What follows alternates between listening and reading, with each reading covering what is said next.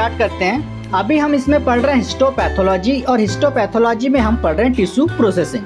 तो जो लोग हमसे जुड़े हुए हैं उनको मालूम है कि अब की बार लैब टेक्नीशियन पार 2024 की बैच हमने स्टार्ट किया है। इसमें किसी प्रकार का कोई पेड कोर्स नहीं है। चैनल को सब्सक्राइब करके आप हमारे साथ जुड़ सकते हैं, स्टडी कर सकते हैं। तो हमने पहली क्लास में हिस्टोपैथोलॉजी के बारे में जाना कि हिस्टोपैथोलॉजी क्या है, कौन से वर्ड से मिलकर ये बना हुआ है, साथ ही बायोप्सी एटॉप्सी के बारे में सीखा। उसके बाद हमने फिक्सेशन के बारे में सीखा, साथ ही फिक्सेटिव एजेंट के बारे में सीखा कि एग्जाम में फिक्सेटिव एजेंट आते हैं। साथ ही हमने टिश्यू और फिक्सेटिव एजेंट के वॉल्यूम कितनी होती है वो सीखा। उसके बाद हमने डिकैल्सिफिकेशन, डिहाइड्रेशन, फिर क्लियरिंग एजेंट और तमाम इनमें उपयोग होने वाले रसायन के बारे में सीखा। उसके बाद हमने क्लियरिंग एजेंट तो पढ़ा, क्लियरिंग पढ़ा। उसके बाद हम पढ़ेंगे इनफिल्ट्रेशन और इम्प्रेग्नेशन। तो ये आखिर होते क्या हैं, तो यहाँ पर हम जानेंगे। तो देखिए, इनफिल्ट्रेशन अपन क्यों करते हैं? इनफिल्ट्रेशन अपन करते हैं, यहाँ पर देखेंगे कि यह एक ऐसी प्रक्रिया है जिसमें क्लियरिंग एजेंट जो हमारे होते हैं उनको हमारे टिश्यू के पीस से हटाया जाता है। साथ ही पैराफिन वैक्स जो होते हैं उनको इम्प्रेग्नेट मतलब हमारे प्रत्यारोपित किया जाता है टिश्यू में, ताकि जो हमारे टिश्यू हैं वो थोड़े हार्ड हो सके, उनकी आकृति हम अच्छे से बना पाए।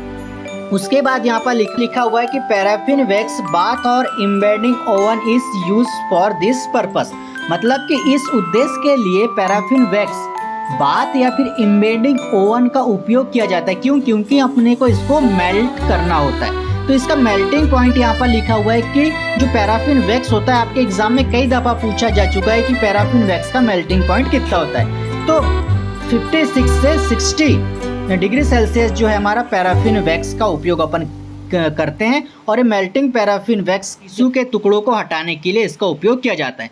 तो टिश्यू के टुकड़ों को हटाने के लिए जो वॉल्यूम होना चाहिए वो 40 से 50 ज़्यादा होना चाहिए, 40 से 50 टाइम ज़्यादा होना चाहिए हमारे टिश्यू के टुकड़े से। ठीक है। अब यहाँ पर लिखा हुआ है कि range the temperature of the oven.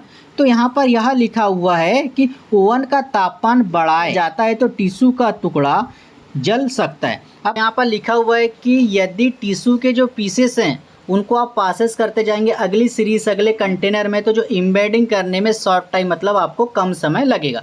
तो आपको करना क्या है, आपके पास 3 कंटेनर है, तीनों कंटेनर में मेल्टिंग पैराफिन वैक्स आपके रखे हुए हैं, जिससे हमको क्लियरिंग एजेंट को हटाना है। तो क्या करेंगे, पहले पैराफिन वैक्स के कंटेनर में टिश्यू को हम 1 घंटे के लिए डालेंगे, फिर वहाँ से निकालेंगे। दूसरे कंटेनर में मतलब सेकंड कंटेनर में हमने डाल दिया 1 घंटे के लिए। उसके बाद हमने सेकंड कंटेनर में भी डालेंगे 1 आवर्स के लिए। उसके बाद थर्ड कंटेनर में हम डालें 1 घंटे के लिए। एक समय के बाद आएगा कि जो हमारा टिश्यू है उससे क्लियरिंग एजेंट जितने भी थे वो हट गए थे। तो हमने हटाने के लिए 3 कंटेनर लिया, तीनों में पैराफिन वैक्स रखा, और वो जो पैराफिन वैक्स है वो 50 से 60 डिग्री सेल्सियस में जो मेल्ट हुए थे, पहले में 1 घंटे, दूसरे में 1 घंटा, तीसरे में 1 घंटा। तो 3 घंटा कंप्लीट होने के बाद जो हमारा टिश्यू है फिल्ट्रेशन हमारा हो गया। उसके बाद अपन कर देंगे एम्बेडिंग के लिए, वो जो हमारा टिश्यू है वो तैयार हो गया। तो अब इम्बेडिंग होता क्या है, उससे पहले अपन जानेंगे कि इम्प्रेग्नेशन क्या होता है। तो इम्प्रेग्नेशन ऐसी प्रोसेस है जिसमें जो पैराफिन वैक्स को इंटर करवाया जाता है नेचुरली कैविटी स्पेस के द्वारा टिश्यू के अंदर, है ना, ताकि जो टिश्यू है हमारा सॉलिड हो सके, कंसिस्टेंसी हो सके। इम्बेडिंग अपन कैसे करते हैं, तो इम्बेडिंग करने के लिए आपके पास एक स्पेसिमेन होगा, स्पेसिमेन में आपकी टिश्यू होगी। उसके बाद टिश्यू को रखने के बाद पैराफिन वैक्स की लेयर चारों तरफ सराउंडेड आप उसकी कर देंगे। करने के बाद वो जो तैयार हो जाएगा आपका स्पेसिमेन, आपका टिश्यू पैराफिन वैक्स से माइक्रोटोम कटिंग के लिए, तो उसको अपन अटैच कर देंगे माइक्रोटोम में कटिंग के लिए। तो अब ये होगा कैसे, तो इम्बेडिंग करने के लिए 2 मेटल की जो धातुएं उपयोग की जाती है जो एल शेप में आपकी होती है। अब ये जो 2 पीसेस होते हैं एल मोड वाले, आप उसको अपने हिसाब से एडजस्ट कर सकते हैं, उनकी पोजीशन को आप रख सकते हैं। साथ ही जो बॉक्स है यू कैन चेंज साइज, मतलब उसकी जो साइज है आप अपने अकॉर्डिंग कर सकते हैं। आपको जितनी रिक्वायरमेंट है, छोटी चाहिए बड़ी चाहिए टिश्यू के पीसेस, वो आप अपने हिसाब से उसको कर सकते हैं।